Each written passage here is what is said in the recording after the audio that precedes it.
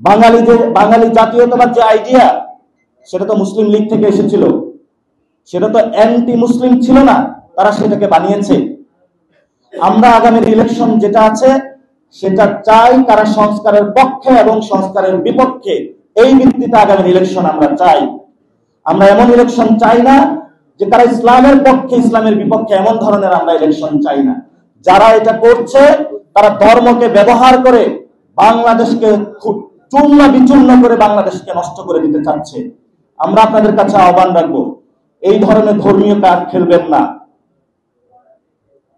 আমাদের এখানে মানুষ নামাজ পড়তে জানে, মসজিদে যায়, রোজা রাখে, ফেস্টিভ মোমেন্টে থাকে, কিন্তু আপনারা যে পরিস্থিতির মধ্য দিয়ে আমাদেরকে দিয়ে যাচ্ছেন যে এনসিপি বিএনপি হলো ধর্মের বিরুদ্ধে আর আমরা হলাম ধর্মের পক্ষে, এই ধরনের বিভাজন তারা চেষ্টা করছে। আমরা বলি যে খেলা এটা না, ভুল রাজনীতি করছেন আপনারা।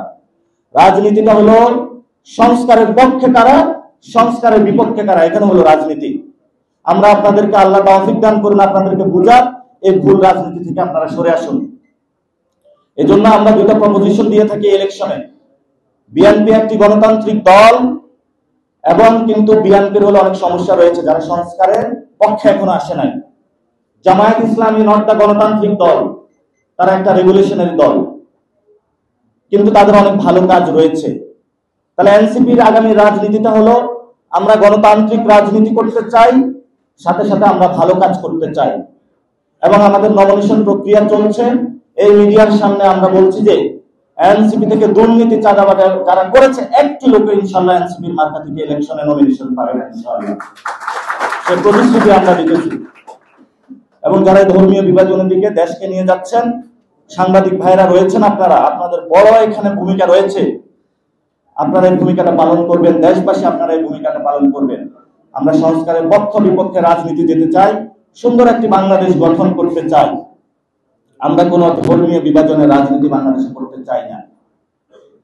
ডাকসুতে ধর্মীয় বিভাজনের, ডাকসুতে যারা ভোট দিয়েছিল তারা কি ধর্মকে দেখে ভোট দিয়েছিল? তারা তো ধর্মকে দেখে ভোট দেয় নাই। যারা কাজ করবে সোসাইটিতে ভালো মানুষ তাদেরকে ভোট দেবে। আমরা তো মানুষের কাছে এটা বলি নাই যে আপনি শাপলাকলিতে ভোট দেন, ধানের পক্ষে ভোট দেন, দাঁড়িপাল্লা যেটা করে যারা ভালো কাজ করবে তারা ভোট পাবে। অনেকে মনে করতেছে বাংলাদেশের মানুষ বোকা। বাংলাদেশের মানুষ যদি বোকা হতো তাহলে তারা হাসিনাকে খেদানোর জন্য আন্দোলনে নেমে আসতো না। তারা যথেষ্ট চালাক বাংলাদেশের মানুষ। পুরা সাউথ এশিয়াতে সবচেয়ে পলিটিক্যালি কনসাস যদি পিপল বলা হয় সেটা হলো এই বাঙালি জাতি।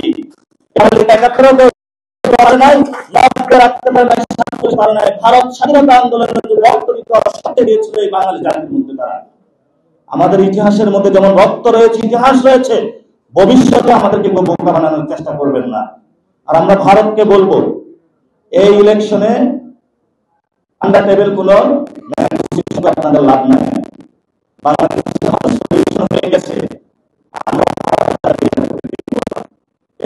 আমরা বছর দিয়েছি বাংলাদেশে যে স্টেট ভিত্তিতে আমরাও যে বেঁচে আছি, আমরাও যে মানুষ, আমরাও যে কথা বলতে পারি,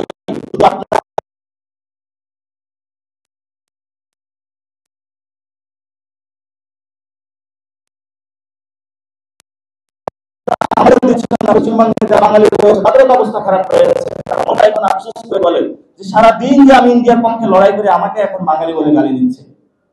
ফলত বিজেপির যে স্বপ্ন অখণ্ড ভারত, এই অখণ্ড ভারত অ্যাটলিস্ট বাঙালি জাতি কখনো মেনে নেবে না। কারণ আমরা হিন্দুত্ববাদী এই ধরনের কমিউনাল পলিটিক্স আমরা এই সাউথ এশিয়াতে চাই না। আমরা একটি সামগ্রিক মর্যাদার ভিত্তিতে বাংলাদেশের রাজনীতি চাই, দক্ষিণ এশিয়াতে রাজনীতি চাই। আপনারা যারা আজকে প্রবাসে, আপনাদের ফ্যামিলি, আপনাদের প্রতি আমাদের সালাম শ্রদ্ধা।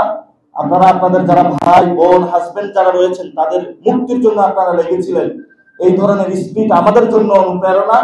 বাংলাদেশের সকল 18 কোটি মানুষের মুক্তির জন্য আপনাদের এই ধরনের স্পিরিট নিয়ে কাজ করতে হবে। আমরা পুরো বাংলাদেশের 18 কোটি মানুষ একটা ফ্যামিলি। এই মানুষগুলোকে নিয়ে এসে আমরা সবাই একসাথে সেলিব্রেট করতে চাই। আমাদের প্রবাসী ভাইরা আমাদের সাথে থাকবেন। ইনশাআল্লাহ নতুন বাংলাদেশ গঠনে আমরা নতুন ভাবে এগিয়ে যাবে এনসিপি। এবং এনসিপি কোনো ধর্মীয় বিভাজনের রাজনীতি করতে চায় না, নতুন একটি বাংলাদেশের পুনর্গঠনের রাজনীতি করতে চায়। এটাই আমাদের দীপ্ত শপথ। এই শপথে ইনশাআল্লাহ আমরা মৃত্যুবরণ